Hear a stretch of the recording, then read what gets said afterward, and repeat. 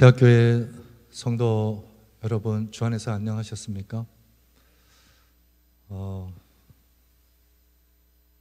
말씀으로 사는 백성들은 그 말씀이 우리 삶 속에서 얼마나 중요한지를 이념으로 아는 것이 아니고 몸으로 체득하게 되어 있습니다.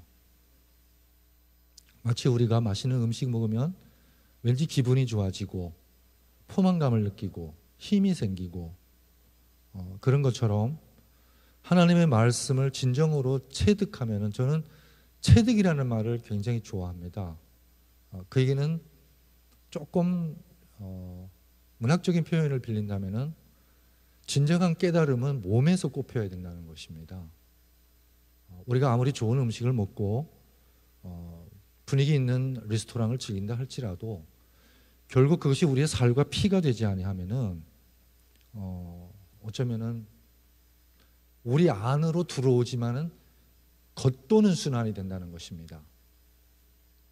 그래서 예수님께서 자신을 생명의 양식으로 이라고 말씀하신 것도 어쩌면은 우리가 하루 세 끼의 양식을 떠날 수 없는 것처럼 우리의 일용할 양식이 되어주시고, 그리고 그분의 말씀을 진정으로 깨달을 때에 우리에게 오는 그 체득에서 오는 삶의 희열과 능력과 그리고 변화, 이런 것들이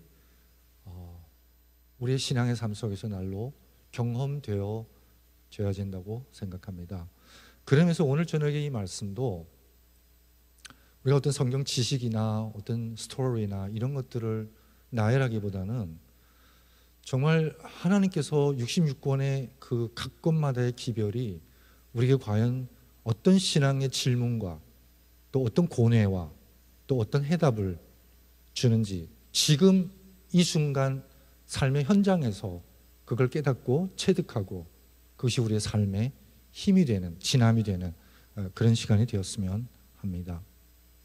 여러분, 성경 66권 중에 제일 먼저 기록된 책이 어느 책이죠? 욥기서입니다. 우리 재림 신앙의 가장 신앙의 뛰어난 유산이라고 할까요? 아니면 우리의 자부라고 할까요? 그것이 바로 우리 재림교회의 사관입니다. 우리는 선과 악이라는 대쟁투라는, 즉 우주에서부터 시작된 그 대쟁투라는 큰 스펙트럼에서 지금 나의 삶의 현장에서, 그리고 나의 양심 속에서 이루어지는 모든 선과 악의 갈등을 그러한 사관과 그러한 우주적 스펙트럼에서 바라보는 것입니다. 이것은 우리가 가지고 있는 신앙의 독특성이라고도 볼 수 있는 것입니다. 여러분 아시다시피 욥기서는 하나님의 묻장자들과 하나님이 한자리에 모인 자리에서 사단과 여호와 사이의 대화로 시작됩니다. 너는 어디로부터 왔느냐? 그의 공간적 출처를 물어보는 게 아닙니다. 너는 어디로부터 왔느냐?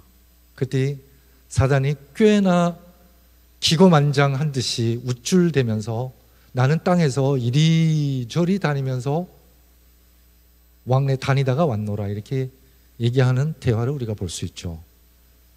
이 얘기는 사단은 이 땅의 주권을 주장하는 겁니다. 하늘 장자회의에 아담, 즉 인류의 첫 장자인 아담이 대표로 가야 할 자리에 사단이 온 겁니다. 하나님께서 너는 어디로부터 왔느냐 하는 그의 이 장자의 회의에 올 자격, 대표성에 대한 질문입니다. 이때 그 득이양양한 사단에게 하나님께서 이렇게 말씀하십니다. 내가 내 종 욥을 유의하여 보았느냐? 여러분, 멀쩡히 잘 사는 욥에게 하나님의 이 말씀으로 사단도 욥을 주목하기 시작합니다. 하나님도 욥을 주목하고 사단도 욥을 주목하게 됩니다. 그 순간 욥은 선악의 대쟁투의 엣지가 되는 것입니다. 최전선이 되는 겁니다.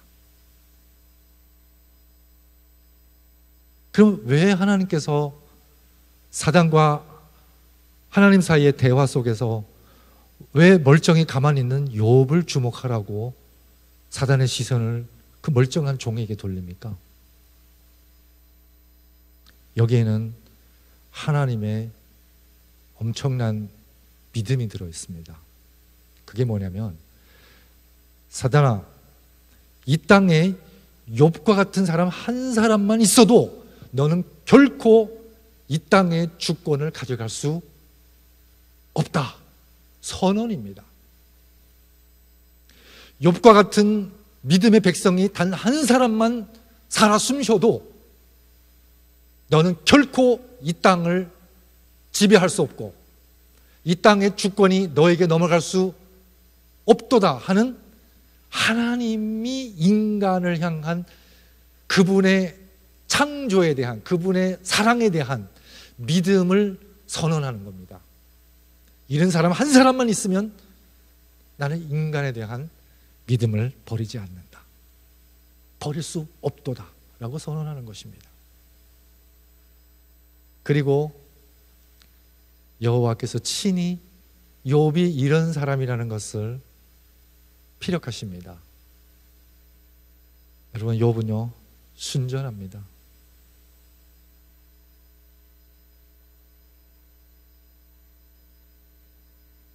욥은 순전합니다. 그리고 정직합니다. 그리고 하나님을 늘 경외합니다. 여러분,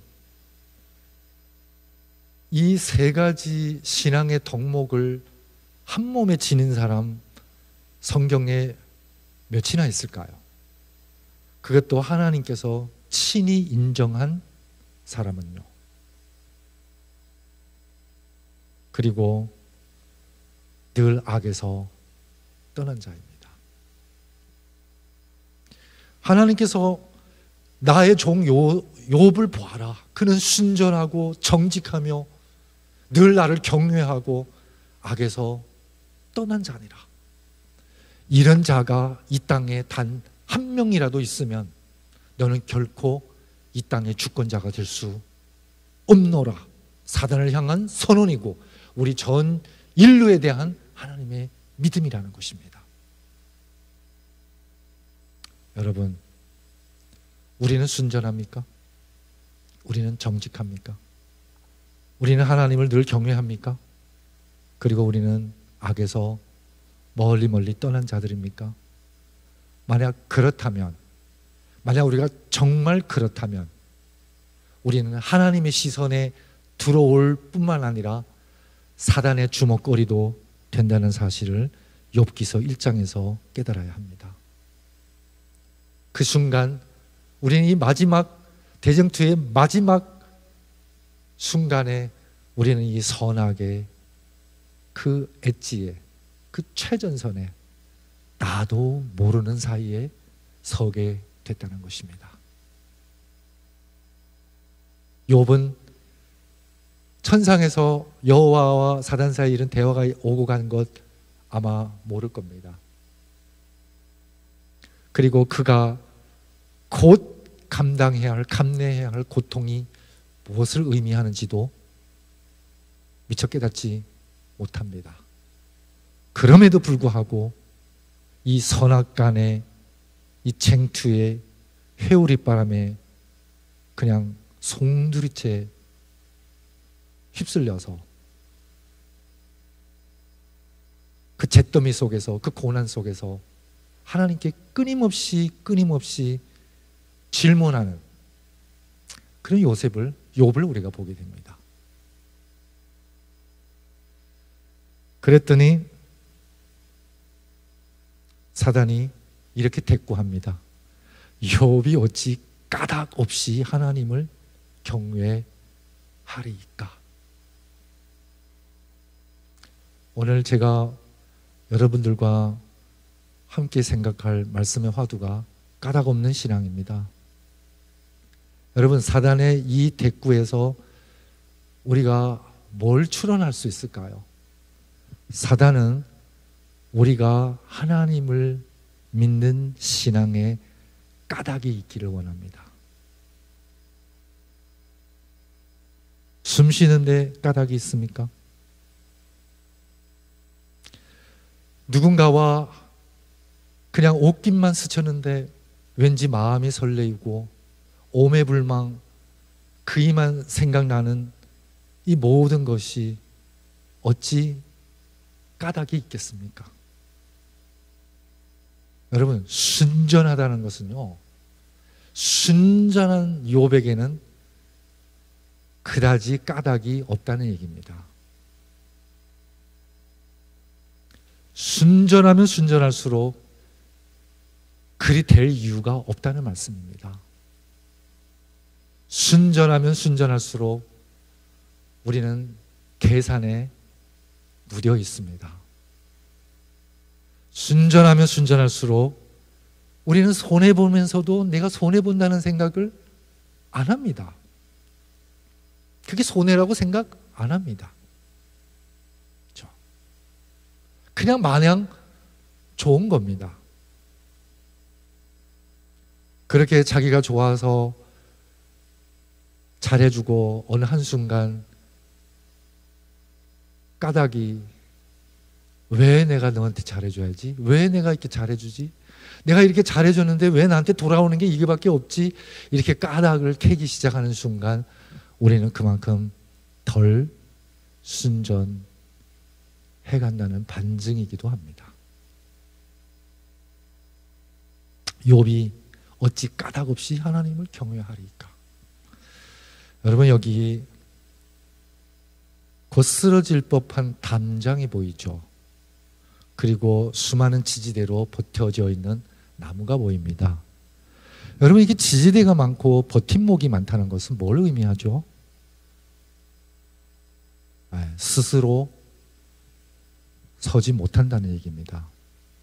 스스로 선다는 말을 한문으로 표현하면 자립입니다. 자립. 우리말로 하면 스스로 서다겠죠. 여러분, 우리가 언제 기부스 하죠? 멀쩡한 다리에 우리가 기부스 하는 경우는 없을 겁니다. 그 뼈가 나의 몸무게를 지탱할 수 없을 정도로 망가졌을 때에 우리가 기부스를 합니다. 뼈가 어느 정도 아물고 이제 다시 내 두 다리로 자립할 수 있을 때는 그 모든 지지대를 해체합니다. 욥이 어찌 하나님을 경외하는 것이 까닭없이 하겠습니까? 그 얘기는 무슨 얘기인지 아십니까? 하나님이 재물을 주셨고 그에게 영예를 주셨고 그에게 자녀를 주셨고 그에게 모든 이 땅에 사람들이 부러워하는 모든 것들을 넉넉히 주셨으니까, 그러니까 하나님을 경외하는 것이다. 여러분, 이 얘기를 또 다른 차원에서 생각하면은 우리가 가지고 있는 명예, 우리가 가지고 있는 재물, 우리의 신앙이 그럴듯하게 포장해주고 지지해주는 지지대가 많다는 얘기는 우리의 신앙이 그만큼 자립하지 못했다는 반증이기도 합니다. 그러니까 하나님께서 뭐라 그래요? 그래, 그러면 그 지지대를 네가 한번 다 뭐 해봐라? 빼봐라. 지지대를 빼봐라. 지지대를 다 빼고도 욥이 쓰러지지 않으면은 그때 이 땅의 주권은 너는 더 이상 주장하지 못한다. 하나님이 욥을 두고 사단과 딜에 들어간 겁니다. 근데 이 모든 와중에 그 선악의 싸움에 엣지에 놓인 욥은 블랙박스 속에 있는 겁니다. 아무것도 모른다는 것입니다. 여러분, 때로는 아무것도 모를 때에 순전합니다. 우리가 언제 계산하죠? 똑똑한 사람이 계산 잘해요? 어리숙한 사람이 계산 잘합니까? 그래서 시골의 순수한 어르신들이 도시에 나오면 당합니다. 그렇죠? 제가 도시 나쁘다는 폄하는 절대 아닙니다.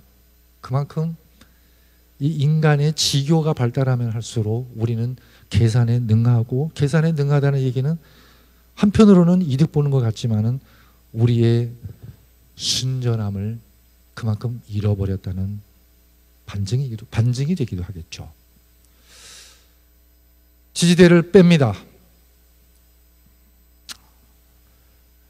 이 지지대를 빼면 어떻게 될까요? 위태롭죠. 그래서 뺍니다. 재산을 하루아침에 다 뺍니다. 자녀까지 뺍니다. 여러분, 이쯤 되면은 우리 한계에 이미 도달해야 합니다. 재물, 그래, 뭐 돈 있다가도 없을 수 있고, 근데 자식을 하루아침에 잃는 심정은 인간으로서 감내할 수 있는 고통의 극치가 아닌가 싶습니다. 근데 이런 고통 앞에서, 이런 상실 앞에서 욥의 순전함이 뭐죠? 그가 체득한 삶의 지혜가, 신앙의 경지가 뭐죠? 내가 모태에서 적신으로 나왔은즉 또한 적신이 그리로 돌아가올지라. 주신 자도 여호와시오, 취하신 자도 여호와시오니 여호와의 이름이 찬송을 받을지어다. 저는 이 정도면 더 이상 바랄 곳이 있을까 싶을 정도로 높은 경지라고 생각합니다. 이미 득실에 초연한 겁니다. 득실에 초연한 겁니다. 근데 이게 시작일 뿐이었습니다. 제1라운드가 뭐죠? 제1라운드에서 이 고백이야말로 두 개의 굵직한 지지대를 뺐는데도 쓰러지지 아니하는 욥의 신앙이 선악의 퍼스트 라운드에서, 선악의 쟁투의 퍼스트 라운드에서 하나님이 이기십니다. 그 다음에 더 혹독한 시련이 옵니다. 건강하니까. 그래서 온몸에 악창이 생깁니다. 죽느니만 못합니다. 얼마나 고통이 극심했으면요. 그 와중에 욥은 하나님께 질문합니다. 왜 나를 이 땅에 있게 했죠? 왜 나에게 이런 고통이 임하죠? 욥기서는 그 선악의 대쟁투의 큰 이 배경을 이해하지 못한, 오로지 자신에게 일어나는 그 지금 당면한 사건 속에서 하나님의 뜻을 다 헤아리지 못한 인간이 신음 속에서 하나님께 던지는 끊임없는 질문이라고 생각합니다. 그런 의미에서 욥기서야말로 정말 우리가 하나님과의 관계 속에서 우리는 그냥 무조건 순종해야 된다고만 배웠지만은 어쩌면은 순종만큼 귀한 신앙의 자세와 태도가 하나님께 질문하는 것입니다. 질문하는 것입니다. 제가 욥기서를 읽으면서 내가 깨닫지 못한, 왜 이게 나한테 이런 일이 생기는지 답이 없을 때에 제가 취할 수 있는 자세는 딱 두 가지라는 것을 깨닫습니다. 하나는 침묵 중에 기다리는 겁니다. 또 하나는 끊임없이 하나님께 질문하는 것입니다. 그래서 기도가 때로는 하나님께 향한 질문이 되어야 하기도 합니다. 두 번째 라운드에서 우리가 하나님께 복을 받았은즉 재앙도 받지 아니하겠느뇨 하고 이 모든 일에 욥이 입술로 범죄치 아니하리라. 여러분 혹시 보왕 삼매론이라는 꽤 유명한 이 불교의 잠언인데요. 첫 번째가 뭔지 아세요? 첫 번째가 병 없기를 바라지 말아라예요. 그러니까 우리 인간이 태어나서 우리의 건강이 우리가 누리는 정상 상태가 아니라 아프고 병드는 게 정상 상태라는 거예요. 여러분 가만히 있어 보세요. 갓난아기들 가만히 냅두면 사나 죽나 한번 지켜보세요. 그렇죠? 여러분들이 건강을 조금만 홀대해 보세요. 병드나 안 드나 한번 지켜보세요. 그러니까 우리는 가만히 있으면 병들고 늙고 죽는 존재인데 우리가 병들지 아니하고 그래도 숨쉬며 활발할 수 있는 것은 하나님의 은혜라는 것입니다. 욥은 복도 받지만 화도 받아들일 수 있을 만큼 넓은 사람입니다. 복만 받아들일 수 있고 화는 못 받아들이는 사람은 그만큼 적재량이 적은 사람이죠. 세상 사람들이 언제 우리 기독교인들을 좀 우러러 볼 수 있을까요? 그들이 감당 못하는 재난, 그들이 감당 못하는 질병, 그들이 사시나무 떨듯 떠는 죽음 앞에서 우리가 태어나고, 그렇죠? 우리가 자연스럽고, 그럴 때에 역시 하나님 믿는 사람들이 뭐가 달라도 달라 하지 않겠습니까? 어디 아프면 하나님께 쫓아가는 것보다 병원으로 쫓아가는 게 그냥 누구보다 빠르고, 병원 가지 말라는 얘기 아닙니다. 착각하지 마십시오. 그래서 저는 아픈 사람 만나면은요 항상 이런 얘기를 해주고 싶어 해요. 병원 가서 인간 의사 손에 맡겨도 좋으니까 사람 손에 언제든지 맡길 수 있으니까 사람 손에 맡기기 전에 하나님 손에 딱 한 번만 맡겨봅시다. 하나님 손에 맡겨서 하나님이 당신을 테이크케어 안 해주면 그때 바로 의사 선생님한테 달려가도 됩니다. 한번 맡겨보십시오. 그 말을 꼭 해주고 싶습니다. 모르겠어요. 정작 제가 그런 아픈 지경까지 가면 어떻게 되려는지요. 예수님을 죽기까지 따르겠다고 했던 베드로의 호언장담이 닭이 울기 전에 그렇게 유리 조각처럼 산산조각 날 줄은 베드로 본인도 미처 상상 못했을 겁니다.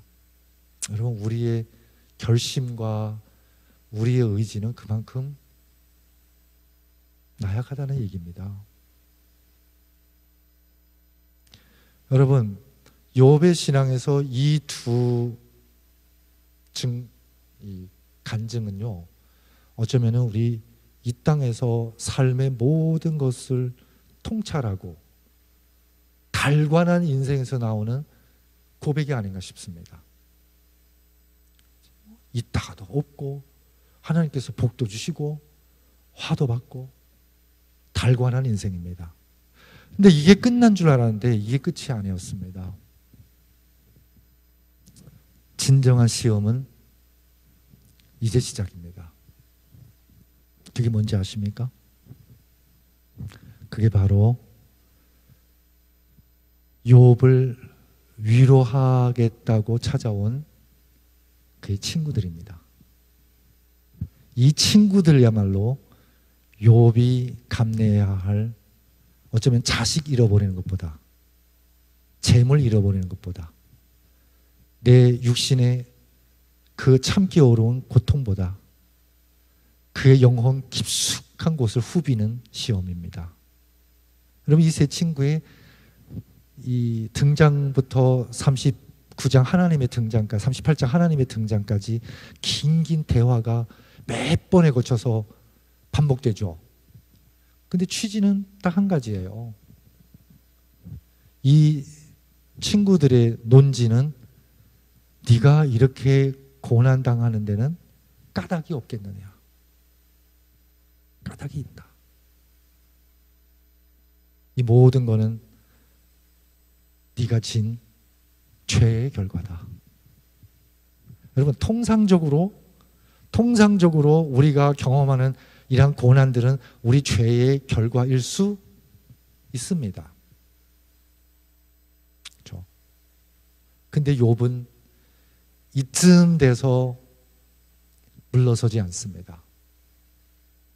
아무리 내면을 성찰하고 과거의 내가 살아온 삶을 돌이켜 봐도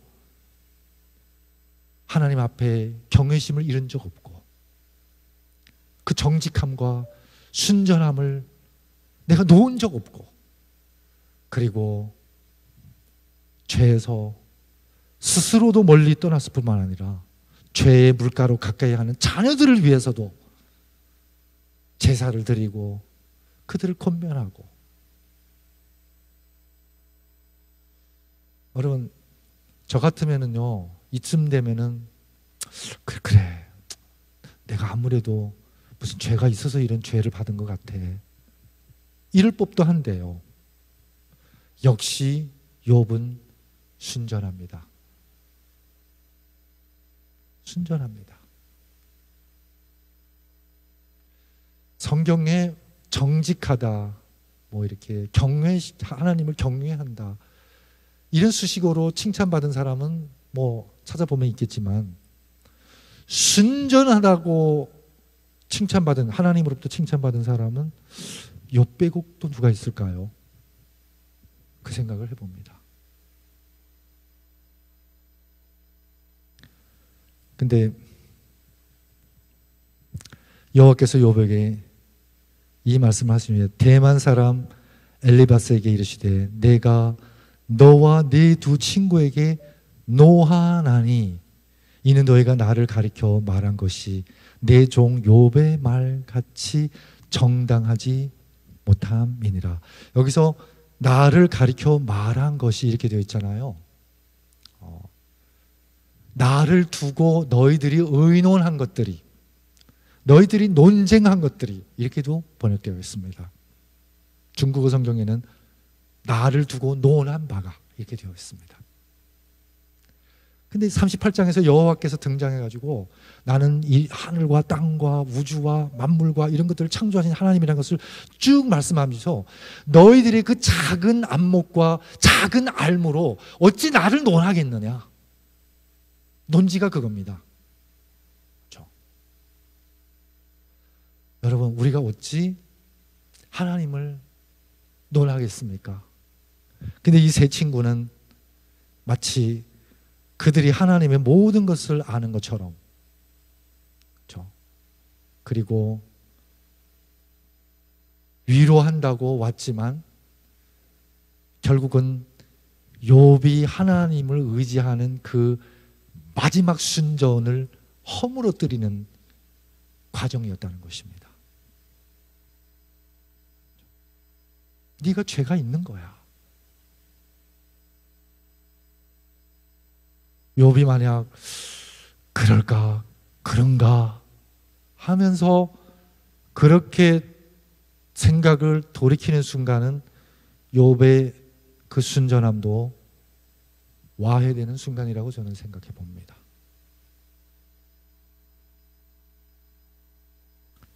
여러분, 우리는 과연 어떠한 안목으로 우리 주변에서 일어나는 질병과 고난과 어려움을 바라봅니까?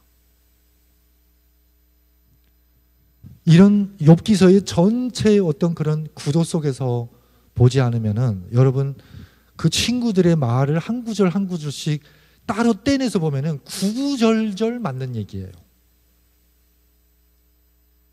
진짜예요. 그 속에 그냥 우리가 알게 모르게 그냥 인용하는 어구들이 되게 많습니다. 하지만 여호와 하나님께서는 뭐라고 그들에게 말씀하시죠? 내 종 욥의 말같이 정당하지 못함이니라. 근데 이 과정 속에서 욥은 뭐 했죠? 욥은 끊임없이 하나님께 질문한 것뿐입니다. 여러분, 하나님에 대해서 모르면 차라리 함구하든지 질문하십시오. 아는 척하지 마시라는 겁니다.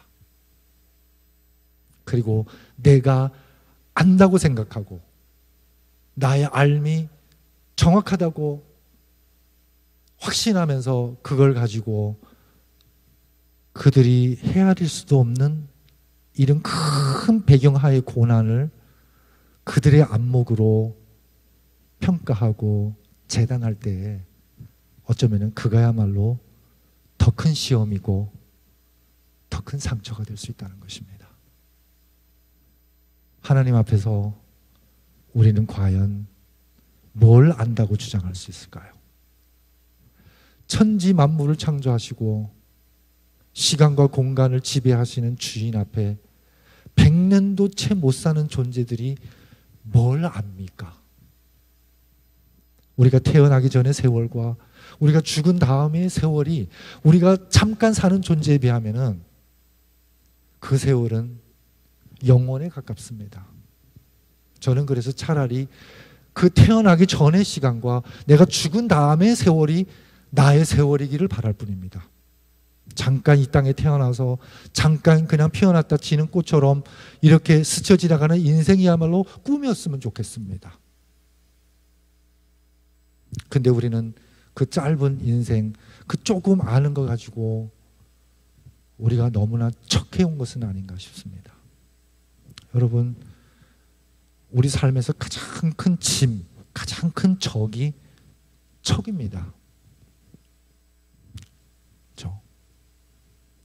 아는 척, 있는 척, 사랑하지 않으면서도 하는 척, 속으로는 10번 미워하면서 겉으로는 괜찮은 척.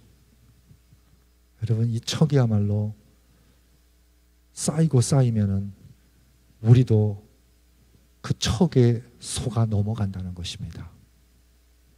그럴 때 우리는 더 이상 돌아올 길이 없는 것입니다. 여호와 하나님께서 그 여호와 하나님의 말씀에 욥이 이렇게 대답합니다. 주께서 무소불능하시며 무슨 경영이든지 못 이루실 것이 없는 줄 아오니 무지한 말로 이치를 가리우는 자가 누구니까? 무지한 말로 이치를 가리우는 자가 누구나이까? 여러분, 안다고 주장하는 사람들입니다. 그렇죠? 모르는 사람은 차라리 말을 안 합니다.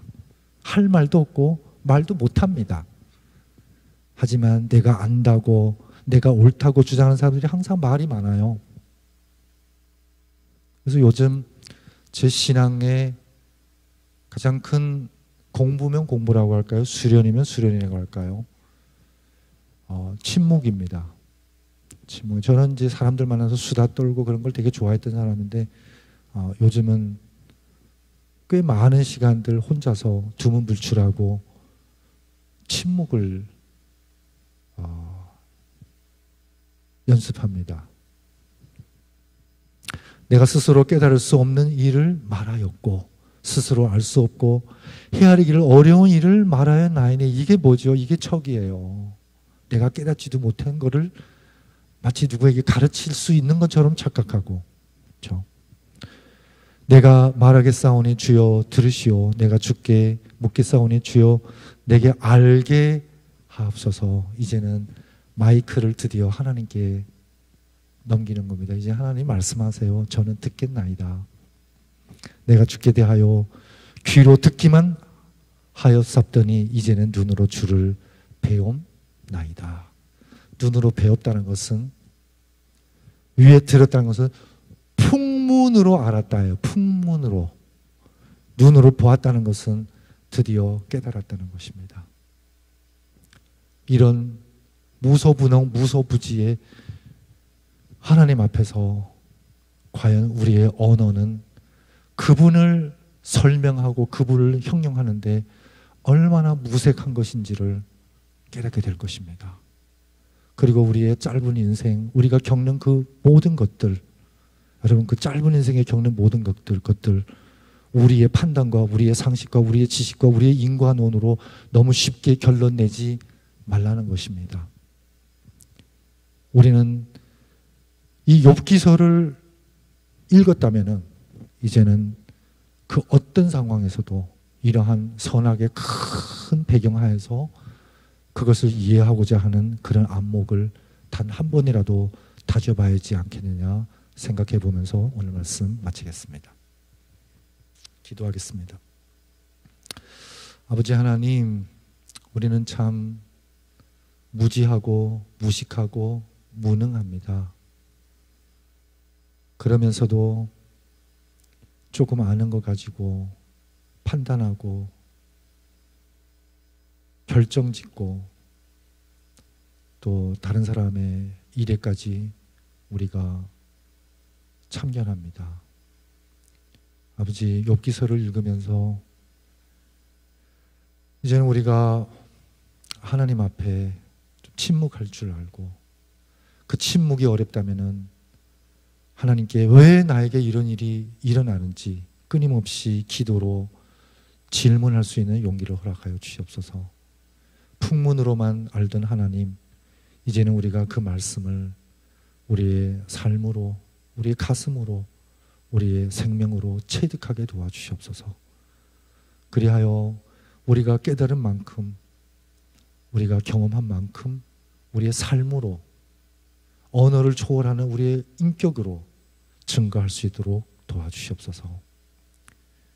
욥이 그가 당하는 모든 고난 속에서 이 모든 것이 일어나는 그 까닭을 미처 깨닫지 못했지만 그 모든 고난 배후에 선악의 큰 쟁투가 있었고 우리가 하나님이 주목하는 대상인과 동시에 사단도 주목하는 대상이고 이 땅에 하나님의 왕권과 이 땅에 예수 그리스도의 주권을 놓고 벌어지는 그 쟁투의 최전선에 우리가 놓여져 있다는 사실을 잊지 말게 도와주시고 욥과 같은 순전함과 정직함과 경외심을 잃지 않게 도와주시옵소서. 모든 것 감사하며 예수님 이름으로 기도드립니다.